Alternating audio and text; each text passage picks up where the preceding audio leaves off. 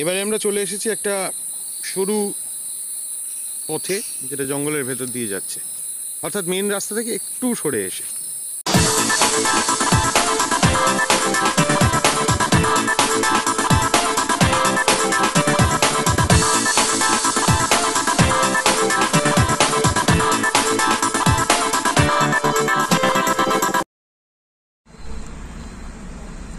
Good morning.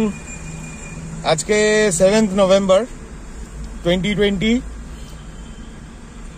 লকডাউনের মধ্যে বাড়িতে বসছিলাম, পুজোতেও খুব একটা বেরোনো হয়নি, তো ভাবলাম যে কলকাতার কাছেই একটা ছোট্ট ট্রিপ করে আসে। এখন ভোরবেলা 7টা বেজেছে, আর একটু আগে বেরোনোর ইচ্ছা ছিল কিন্তু হয়নি। তো সঙ্গে আমার ফ্যামিলি রয়েছে,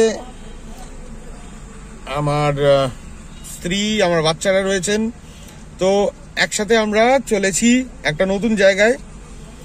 আমাদের ট্রিপ টেলস চ্যানেলে আপনাদের সবাইকে স্বাগত। যারা এই চ্যানেলে নতুন তারা প্লিজ সাবস্ক্রাইব করবেন আর আমার চ্যানেলটা শেয়ার করবেন। তো যাওয়া যাক। আমরা রয়েছি এখন লেক টাউনের কাছে, এবং এবার আমরা ভিআইপি ধরব।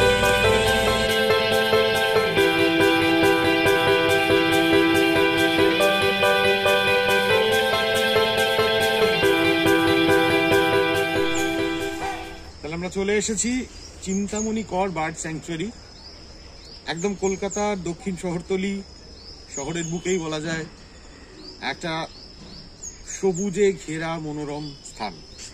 দুটো রাস্তা চলে গেছে, এখানে একটা, এদিকে একটা। আমরা বাঁদিকের রাস্তাটা দিয়ে শুরু করব। ডুজ অ্যান্ড ডোন্টস বলা আছে। মেন গেট দিয়ে ঢুকেই এরকম একটা খোলা জায়গা পাওয়া যায়, চাইলে একটু বসাও যায় ঘুরে এসে। দুটো রাস্তা এইভাবে এসে মিশেছে এখানে।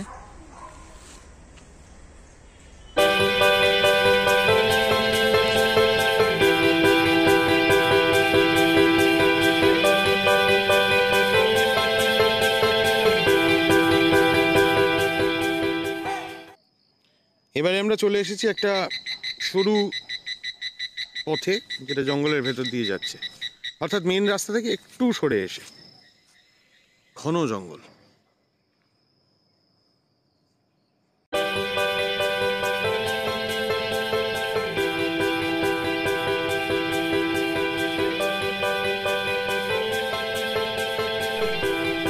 এবারে আমরা চলে এসেছি এই হাটটা অনেক ভিডিওতেই দেখা যায়, কিন্তু এখন দেখছি পুরো ভাঙাচোরা অবস্থা, পড়ে গেছে। আর একটু মেনটেনেন্স প্রয়োজন, মানে এই যে রেপটাইলসের যে লিস্টটা ছিল সেটা পড়ে ভেঙে গেছে।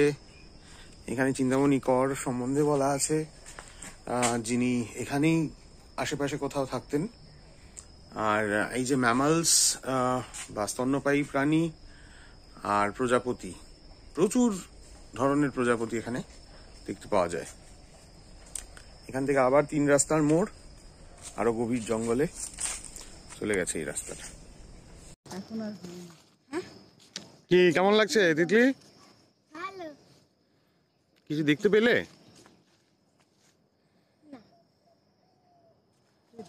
চলো খোঁজা যাক।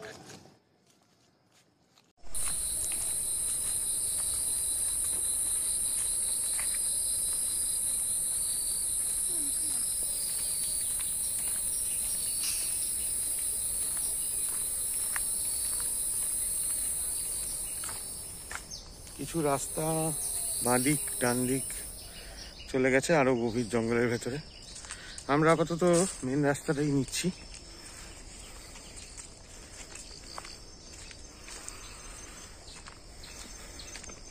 ভাবা যায় না কিন্তু এরকম কলকাতার মধ্যে অসাধারণ সবুজে ঘেরা পরিবেশ। যারা জঙ্গল ভালোবাসেন, কি দেখতে পেলাম কি না দেখতে পেলাম তার হিসেব যারা রাখেন না, যারা সবুজের মধ্যে দিয়ে চলতে ভালোবাসেন, তাদের জন্য এই জায়গাটা। বাইরে রাস্তা দিয়ে যাওয়া গাড়ির শব্দ আসছে বটে, কিন্তু তাছাড়া অদ্ভুত একটা নিস্তব্ধতা। গাছের ঝুড়িগুলো নেমে এসেছে অনেক নিচে। এখানে একটা ভ্যালির মতো হয়ে গেছে, রোদ আর জঙ্গল ছায়ার অদ্ভুত খেলা, দারুণ। নমস্কার। রবীন্দ্রনাথ ঠাকুর ছায়ার ঘুমটা মুখে টানি, ছায়ার ঘুমটা মুখে টানি আছে আমাদের পাড়াখানি। তিহিতার মাঝখানটিতে তাল বন তারি চাই ভিতে, ঘাস গাছ ঝুঁকে ঝুঁকে পড়ে, ঝুরু ঝুরু পাতাগুলি নড়ে। নমস্কার।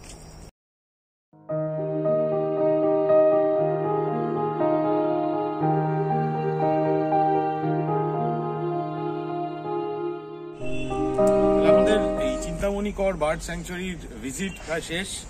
আমি একটু ডিটেলসগুলো বলে দিই। এটা রাজপুর সোনারপুর এই জায়গাটায়, কলকাতার দক্ষিণ শহরতলিতে।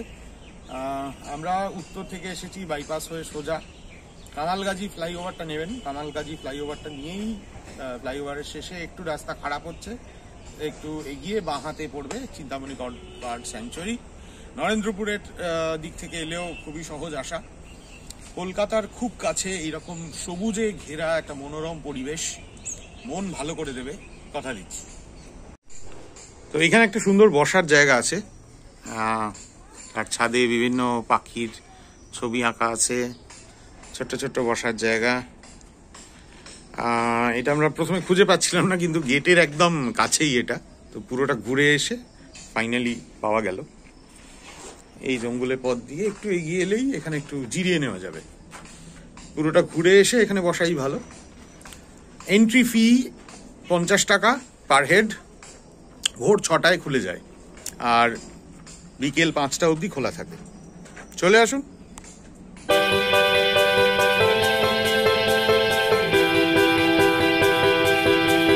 ঘোরা তো হলো, কিন্তু খুব খিদে পেয়ে গেছিল।